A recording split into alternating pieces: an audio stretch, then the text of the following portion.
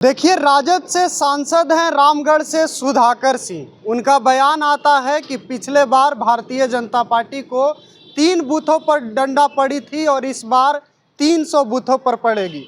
हम बात करेंगे। बात करने के लिए हमारे साथ बीजेपी के प्रवक्ता अजफर शमसी साहब मौजूद हैं। सर, कैसे देखते हैं सुधाकर सिंह के बयान को? इस बार बड़ी पटखनी आप लोगों को मिलने वाली है, ऐसा वो कह रहे हैं। देखिए, उनके बयान को कौन नोटिस लेता है। अब वो सुधाकर जी अनपार्लियामेंट्री बात बोलते हैं। वो इसलिए अनपार्लियामेंट्री बात बोलते हैं कि जिस पार्टी में वो हैं, राजद में, और राजद का वर्किंग कल्चर क्या है? राजद का वर्किंग कल्चर क्या है? राजनीति का अपराधीकरण, अपराध का राजनीतिकरण, मुसलमानों का तुष्टीकरण, यही तो राजद का वर्किंग कल्चर है।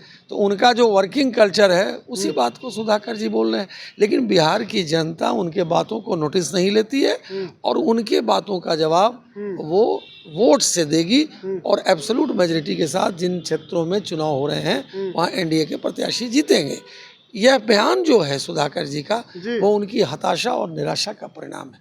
हताश और निराश होकर के वो देख रहे हैं कि जो जनता का जनादेश है या जो लोगों का सोच है कि किस तरह से हम एनडीए को जिताएं, एनडीए को आगे बढ़ाएं, और जो डेवलपमेंट देश के यशस्वी प्रधानमंत्री कर रहे हैं उसका इम्प्लीमेंटेशन किस तरह बिहार में भी हो, ये एनडीए का सोच है और एनडीए उस पर काम कर रही है। और इसीलिए वो हताश और निराश होकर के इस प्रकार की अनर्गल बयानबाजी कर रहे हैं। लेकिन सर, जब यही बयान भाजपा के नेता देते हैं, गिरिराज सिंह देते हैं, तो आप लोग कहते हैं ये जोश और उत्साह का प्रतीक है, यह हिंदुत्व का प्रतीक है। इस पर क्या कहेंगे? दोनों का बयान दो तरह का है। देखिए, दोनों का बयान, वो मार काट का बयान नहीं देते हैं, वो राष्ट्रवादी बयान देते हैं, राष्ट्रहित में बयान देते हैं, बांग्लादेश घुसपैठ पर देते हैं, पाकिस्तानी घुसपैठ पर देते हैं। तो ये अगर किसको नुकसान हो रहा है? आज बांग्लादेशी घुसपैठ अगर बॉर्डर एरियाज में बढ़ रहा है और वो यहाँ की इकोनॉमी को हैम्पर कर रहा है और उसके बारे में अगर गिरिराज जी बोल रहे हैं तो मुझे लगता है कि वो सही बोल रहे हैं। इसलिए उसको इस बयान से देखना मुझे लगता है कि हास्यास्पद है। देश जब सुरक्षित रहेगा तब न हम और आप रहेंगे। लेकिन अगर बाहरी शक्तियां देश को तोड़ने की कोशिश करेंगी, बाहरी शक्तियां यहाँ पे आके बॉर्डर एरियाज़ में जो किशनगंज, कटिहार, पूर्णिया, अररिया है, वहाँ पे बांग्लादेश घुसपैठ हो रहा है, वहाँ से लोग आ रहे हैं, वोटर लिस्ट में नाम डाल रहे हैं, यहाँ की इकोनॉमी को ख़राब कर रहे हैं, तो उसके बारे में अगर वो बयान दे रहे हैं तो कौन ऐसा बात है? यानी सर, बटेंगे तो कटेंगे, ये भाषा मर्यादित भाषा है, और जो भाषा सुधाकर सिंह बोल रहे हैं, जो कि कहा जा रहा है कि वो प्रतीकात्मक रूप से वैसा कह रहे थे, दोनों में फर्क है। नहीं, दोनों में फर्क ये है, बटेंगे तो कटेंगे वाली भाषा ये है कि जो राष्ट्र के जितने लोग हैं, चाहे वो किसी कास्ट, क्लास, क्रीड, अगड़ी, पिछड़ी, हिंदू, मुस्लिम, ये सब जब एक होंगे तो मजबूती से हम विदेशी शक्तियों का और घुसपैठी शक्तियों का मुकाबला करेंगे। ये एंगल है गिरिराज जी का, और इनका एंगल अपराधीकरण का एंगल है, वोट बैंक का एंगल है। सर, बटेंगे तो कटेंगे के साथ हैं आपकी, जुड़ेंगे तो जीतेंगे के साथ? भाई, मैं तो बार बार कह रहा हूँ ना, सीधा सवाल है। नहीं, मैं तो खुद बोल रहा हूँ कि जब हम पूरे देश के लोग सब एकजुट रहेंगे तो निश्चित रूप से हम विदेशी शक्तियों से मजबूती से लड़ सकेंगे। यानी जुड़ेंगे तो जीतेंगे के साथ ही हैं। और उनका जो आरजेडी वालों का बयान है वो गुंडई का प्रतीक है, भ्रष्टाचार का प्रतीक है, अपराधीकरण का प्रतीक है, राजनीति के अपराधीकरण का प्रतीक है।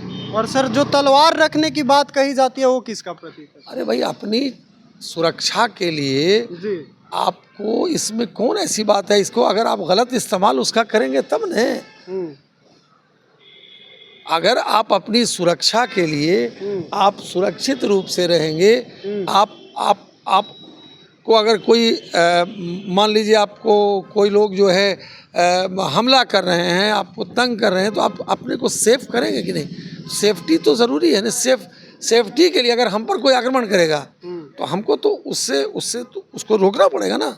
इसलिए इसको आप लोग बहुत इधर उधर से, आप लोग ओवैसी जी के बयान को कुछ नहीं बोलते हैं, उस पर कोई डिबेट नहीं करते हैं। ओवैसी जी बोलते हैं कि 1 घंटे के लिए छोड़ दीजिए तो देखिए क्या हो जाएगा, इस पर आप लोग हाय तौबा नहीं मचाते हैं। लेकिन अगर राष्ट्रवादी शक्तियाँ कुछ बोलती हैं तो उस पर आप लोग हाय तौबा मचाते हैं। क्या लगता है सर, रामगढ़ के चुनाव में भारतीय जनता पार्टी वहाँ फतह कर रही है, या फिर जो आपके विरोधी कह रहे हैं कि आप लोग कहीं से नहीं हैं, यहाँ राष्ट्रीय जनता दल ही जीतेगी, क्या लगता विरोधी का काम है कहना, विरोधी कह रहे हैं वो हार रहे हैं, कह रहे हैं हार रहे हैं, कह रहे हैं देश में भी हार रहे हैं, बिहार में भी हार रहे हैं, देश के अनेकों स्टेट में हार रहे हैं और आने वाले चुनाव में भी ये जितने भी हैं ये लोग ये सब हारेंगे और बीजेपी और एनडीए एब्सोल्यूट मेजॉरिटी के साथ देश में और प्रदेश में अपनी सरकार बनाएगी। तो चलिए, ये हताशा और निराशा में दिया गया बयान है सुधाकर सिंह का, ऐसा कह रहे थे बीजेपी के प्रवक्ता जफर शमसी, और कह रहे हैं कि हम लोग रामगढ़